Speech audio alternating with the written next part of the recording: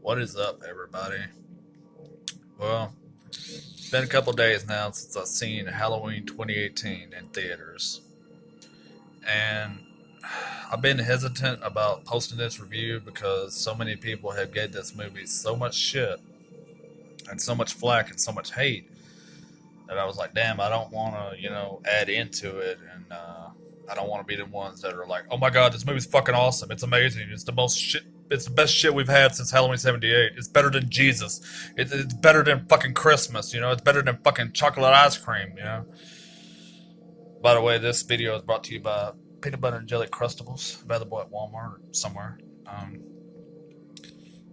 I, I don't know, dude. Like, I went in with expectations that were pretty realistic because I didn't think this was going to top Halloween '78. I knew nothing could top that. Nothing ever will, to me, anyways. It's the best we've had since Halloween Resurrection. I'll say that much. That shit show. This movie is 10 times better than that piece of monkey shit. Hold on a second. Technical difficulties. Please stand by.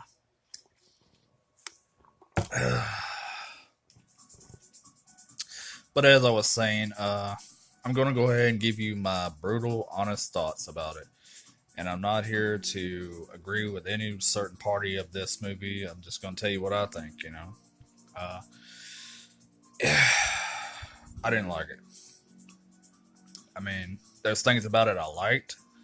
There's a lot of shit I liked about it. I love the cinematography in it, and I'm gonna go ahead and give you my positives and negatives. This ain't gonna be a formal review. I'm not gonna go scene for scene because, to me, those videos carry on too long, and we probably already know what the fuck happened. Half of you have already seen this already, and if you haven't, then go out and check it out, then come back and watch this. But for positives, I will go ahead and say that I love the cinematography. It was shot beautifully. Um, Cinematography in this was fucking amazing. It was top notch in almost every aspect of it, especially the openings of the reporters meeting Michael at Smith's Grove. I love how that was shot, showing the profile of Michael's face. Another thing that people bitch about, they're like, "Why are they showing his face too much? We don't need to see that." I'm like, it's okay. It's fucking awesome. Just seeing his fucked up scarred tissue on his eyes and shit. I thought that was pretty cool. That was a nice touch. Seeing his head move a little bit as the reporter pulled out the mask, and the effect the mask has on all the other surrounding patients, as opposed to Michael. They all went ape shit. They all lost their fucking shit when they saw the mask. It's like a mass hysteria that infected everyone, revolving around Michael. I thought that was pretty awesome. That was pretty unique how they did that. But you don't get a verbal response from Michael at all. He just tilts his head a little bit and turns just slightly to let you know that he knows it's there. He's full aware the mask is there. He can feel it. It's a part of him. Uh, the music in it, as you hear right now, the soundtrack I'm playing, the music in the movie is fucking amazing. It's badass. I loved it. There's certain scenes in the movie where the music is really done very fucking well. And I'm going to get into a little spoiler territory. There's a scene where they flip from the original, where Michael throws Lori off the balcony of her house or through a window, and he goes over the edge to look and see if she's there, and she's gone, just like he did with Loomis in '78. Shit like that was fucking awesome. They nailed the fuck out of stuff like that. And the way they paid tribute to all the other films from Halloween 1 all the way up to Halloween 5 and 6. Fucking cool. I like that. I dig that. Um, I like the fight scenes between Michael and Laurie at the end of it. I thought that was choreographed very well. James Hugh Courtney as Michael Myers in this is badass. I can't say the word enough when it comes to him because he's a bad motherfucker. And him as Michael is a breath of fresh fucking air. I mean, the last badass Michael we had besides him would have been Tyler Mane from Rob Zombies. Brutal as fuck, and Myers is very brutal in this. So age has nothing to do with this shit. Age is off the fucking table when it comes to Myers in this. 61 or not, he's still a fucking bad motherfucker. In the bathroom scene where he pretty much slaughters the fucking reporters. I love that. I thought that was cool as fuck. And Officer Hawkins' character, I liked him. I thought he was very well done. I liked his backstory where he was one of the corresponding officers, responding cops on the night of Halloween 1978. He was there on scene when Michael was apprehended. So, I thought that was pretty damn cool that he had that story arc about him. And that leads into my negatives. The characters, some of the surrounding supporting characters in this were pointless and they fucking sucked. Uh, One that comes to mind is the black male that has a cowboy hat on. He looks like a fucking rejected Creighton Duke resurgence from Jason Goes to Hell. He's like a fucking knockoff of that. What the fuck was he doing in this movie? Like, what was his point? He was irrelevant to the fucking plot. He had nothing. He brought nothing to the movie. He was just there to say a few things and then nod his head at Lori, and listen to her tell him, dumbass, why the fuck are you not doing anything? He's out here killing motherfuckers. Do something about the shit. And he just stands there like a dumbass. So I don't see what the fuck the point of his character was in this movie. He had no place in it. It added nothing. Take him out of this movie and nothing changes. Another character that I couldn't fucking stand is Ray, the dad of Allison Strode. He fucking sucked. Every word to come out of his mouth was pointless and fucking boring and cringe as fuck. Like, the motherfucker's sitting there setting mouse traps under his fucking counter, rat traps or whatever the fuck. And he's like, yeah, we're going to get these little bastards with cheese this time. I switched from marshmallows to cheese. Who gives a fuck about that? And then he's like, or peanut butter. That's what it was, yeah. Peanut butter on a mouse trap. And he's like, oh man, I got peanut butter on my penis. Really? That's the dialogue we get in this? And people are so quick to judge Rob Zombie's dialogue in his movies because what? He says fuck 20 damn times, which probably I'll say in this video, but I don't give a fuck, obviously. People are so quick to judge Rob Zombie on his dialogue in his films, but you get shitty ass bullshit dialogue in this movie and everybody praises it like it's fucking Noah's Ark or some shit. That's just fucking stupid. Nobody gave two fucks about what that guy had to say in this movie. Like, Lori's in Karen's house trying to tell her, Karen, you got no security system. You're wide open to, anything could happen to you. You're very vulnerable right now. And this dumb motherfucker's like, well, I know jujitsu and I can protect my family. And Lori talks completely over him. So you don't give a single fuck what this idiot has to say. And then when he dies in the third act, Michael strangles him with like a fucking wind chime or something. And nobody cares. Nobody gave a damn about Ray. Ray fucking sucks. When he died, you didn't hear anybody say shit. All I heard was Karen say, where's Ray? And Laura didn't even bother to say, oh my God, he's dead. Michael killed him. Oh. Later on in the film, when Alice gets there, you don't hear her go, where's Dad? Where the fuck is Dad? Yeah, Dad's sitting outside on the fucking lawn, dead as shit. Nobody gives a fuck. Let's see. The fucking other character that pissed me off in this, Dr. Sartine, or however you say his name, who is supposed to be the new Loomis in this movie. Yeah, he's fucking stupid. He sucks. Like, he has this obsession, infatuation with Michael that's really uncomfortable and very eerie, creepy as shit. And he would have been alright if they hadn't did what they did with him in the final act of the movie, where they turned him into like a carbon copy of Dr. Wynn from Halloween 6. And it turns out that he's the one that orchestrated the bus crash for Michael to escape. And he fucking stabs Officer Hawkins in the neck with a scalpel pin or some shit. And puts Michael in the backseat of the police car to see what he'll do in the wild. To see what he'll do when he's unleashed. When the fury and the rage of Michael Myers is in the outside world. What the fuck was the point of that? I mean, as soon as Michael came back to consciousness, he slams the motherfucker's head into the windshield and drags him out. Stumps his fucking head in, which was an awesome kill, by the way. Because it was a throwback to Rob Zombie's Halloween 2. When he stumps the fucking bartender dude's head in, he stumps the doctor's head in, which explodes like a fucking grape. That was awesome shit. I love that. I thought that was pretty damn cool. And I was happy as hell when he died, because I hated that fucking character. He just sucked. He was a shit stain on the memory of Dr. Loomis. If that's what their suggestion was, if that's the best they had for someone to fill the place of Loomis, then that's a fucking shame. because he had nothing on Loomis. He tried to better him. He tried to be better than Loomis and shit, but it just didn't. It fell flat. His whole story, you know, his little plot twist, evil genius bullshit was fucking retarded because what's the point of having him do that and trying to observe Michael and realize what it's like to kill somebody and get inside his head and essentially become the next Michael Myers because he puts the mask on at one point just to have Michael kill him a few moments later. Explain that dumb shit. Made no fucking sense. I would have rather seen Hawkins live at the end of the movie than to see that bullshit happen because it made no fucking sense. And also, another thing that pissed me off about this, there's a lot of things, but this is the biggest, is the promos for the movie. In the fucking trailers, they show you every damn thing that was going to happen. So by the time I watched this, I already knew what the fuck was going to happen. I wasn't surprised at all. But what surprised me the most is that they left out the fucking scene in the trailer where we see Michael and Laurie fighting outside in the front yard of her house with the floodlights on and all that awesome shit. And you see Michael lunge at her with a knife, and she lunges at him, and it was going to be an epic fight scene. What the fuck happened to that? I mean, why did they not keep that? How is that not better than what we got at the end? Because, yeah, we did get a badass fight scene between Laurie and Michael, and it got bloody, it got gory.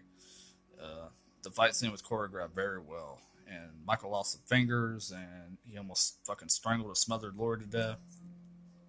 They had a cool back and forth fight scene, so I'll say that. But I think it would have been a hell of a lot better if they would have kept the outside fight scene. But it turns out it was just a promo to get people ready. In other words, telling them it's going to be a dugout fight. You know, it's going to be a knockout WWE style brawl. But that fucking sucks because you're false advertising. You're letting us believe that that's going to be the shit we get. But instead, we get them two fighting in the house. She sends Karen and Allison to go hide down in the bunker in her panic room, and then leaves the remote control that controls that on the counter. And then Michael shows up, he walks in, and instead of just grabbing the remote and pressing it and removing the thing that was covering the bunker, he grabs it and starts ripping it off and throws it to the fucking side, which was cool because it was exhibiting Michael's strength and how strong he is. So that right there I'll give him points for. They did show how badass Michael Myers can be, and he's strong as fuck in this. Even though he had already suffered a gunshot to the hand. So the fact that he was able to do that with that was pretty amazing. But, you know, and then that led up to the fake out scene with Karen, when she was like, "Mom, I can't do this. I can't fucking do it. Please help me. I can't. I'm sorry." And then Michael shows up like, "Haha, bitch. Yeah, I got you now." And she's like, "Gotcha." And then she fucking shoots him in the shoulder. And that right there was cool as fuck. I like that. I like the way she shot him and tricked him, faked him out. And then Laurie's face appears out of the darkness, you know, "Happy Halloween, Michael." And then beats the shit out of him, knocks him down the fucking basement. Or that little bunker area. And all three of them get out, you know, after Michael struggles grabbing onto Karen's foot. And that's when you realize that it wasn't just a room, it was a trap for Michael. And they set him on fire. Which is awesome by itself, you know, burning Michael to death. And then him giving that eerie, creepy-ass stare into the eyes of all three women as he's engulfed with flames. The flames are gathering around behind him, and he's just standing there staring a fucking hole into their soul. That was cool shit, but it's not like we haven't fucking seen that in other movies. It's not like that hasn't been done before. We've already seen Myers burned to death in Halloween 2, Halloween Resurrection, you know. It's like they didn't even try to come up with a more creative way. And then, as Cody Leach said in his review, you know, that it would have been better if they would have had at least Karen die with Myers in the burn, you know, burned to death. It would have carried more weight with the ending.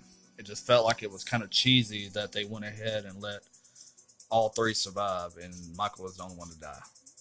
Like, if anything, I think it would have been better if Laurie would have sacrificed herself for them two, and she would have got stuck down there in the flames with Michael. That would have been cool as fuck. I would have liked that a lot better than the ending we got. The ending was okay, but it could have been better. And like I said, the dialogue in this movie was cringeworthy as hell.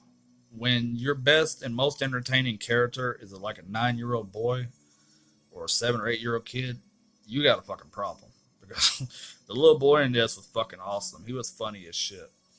And a lot of people are bitching, saying, "Oh man, that takes away the tension and takes away the scare and stuff like that. He shouldn't be cracking jokes while the blonde-headed bitch is getting killed."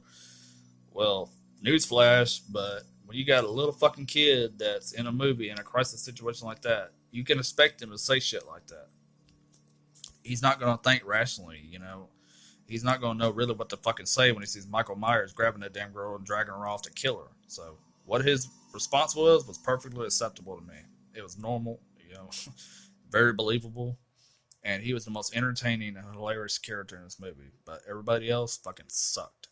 Besides Laurie, Michael, Hawkins, and that little kid, and maybe Allison, I didn't give two fucks about. All the other characters were just, eh, they sucked, you know. And whoever did the writing in this was very lazy and shit. Besides the lines that Laurie had and Hawkins, and even Dr. Sartine, he had a little interesting shit, you know, he said that I thought was cool about the psychology of Michael Myers and wanting to know what makes him tick, you know. I thought that was pretty cool until they gave us that shitty ass fucking plot twist with him. And I gotta mention the two cops that were in it. They was an obvious throwback to Halloween 5 and the goofy ass cops that we had in that movie, which were way better than these fucking cops. They nailed the shit out of it in Halloween 5. But in this one, we get two cops just sitting in a car talking about a fucking Vietnamese sandwich and comparing that to a brownie. Really, man? That's what we get? That's your idea of funny? Danny McBride, I'm sorry, dude, but you're slipping if that's what you thought was going to be funny. Between that and peanut butter on my penis, just fucking ruined the movie for me. But like I said before, altogether, the movie was okay. I liked a lot of things about it, but there's a lot more shit that I hated about it than I liked. And, you know, the ending, like I said, was very awesome. I did like how they trapped Michael in there and tricked him, you know, and faked him out. And like the music score right now, that was the one when Michael shows up at the house and Laurie's batting down the hatches. She's putting the door locks on and shit, and she's barricading them inside. That was awesome shit, you know, and Michael grabbing her through the glass and trying to suffocate her when she shot him in the hand. That part right there was fucking awesome. I really liked that. But like I said, don't take my word for it. You know, if you genuinely enjoyed this movie for everything that was in it, then I applaud you for it. You know, I want you to like this movie. I really wanted to like it more than I did. I went into it thinking, you know, I was going to be like, oh my God, this shit's fucking awesome. It's the best movie we've had since part one, but nothing's ever going to top the first movie. So for me, you know, I got to give this movie like a B plus. Just because the pacing was so fucking slow, it felt like it took way too long to get to all the good shit, you know. And you got that stupid ass Ray, the dad, sitting at a dinner table talking about how he used to smoke joints and do drugs and shit in the woods with the fucking dad of the boyfriend that Allison goes out with, Cameron. And apparently his dad was Lonnie, so that's a connection from the first movie. Uh, you know, I didn't like. I was like, who gives a fuck, man? Who cares? You know, I would have rather heard Laurie Strode sitting there breaking down in her emotional state and very vulnerable. You know, and that was a heart wrenching moment seeing her cry like that, and then run outside and Allison, you know, consoles her and helps her and lets her know that she's there for her. That part was pretty damn cool. But all the rest, just too much shit, man, that I didn't like.